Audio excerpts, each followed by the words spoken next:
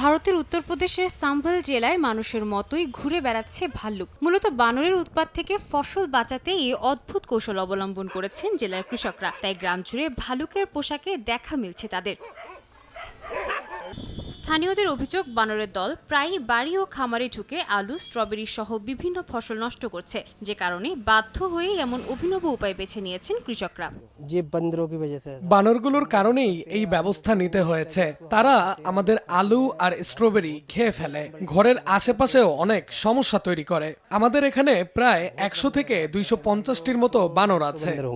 ফসল বাঁচাতে ভালুক সেজে ক্ষেত পাহারা কিছু ক্ষেত্রে বেশ কাজ দিচ্ছে বলে দাবি কৃষকের। এই অদ্ভুত কৌশল দেখে অনেক সময় বানরের দল ভয় পেয়ে পালিয়েও যায়। তবে বন বিভাগের কর্মকর্তারা বলছেন এতে সমস্যার স্থায়ী সমাধান হবে না। বানরগুলো হয়তো কিছু সময়ের জন্য পালিয়ে যায়, কিন্তু তারা অন্য জায়গায় গিয়ে আবার একই সমস্যা তৈরি করবে। তাই স্থায়ী সমাধানের জন্য তাদের ধরে বনাঞ্চলে ছেড়ে দেওয়ার মতো পদক্ষেপ নিতে হবে।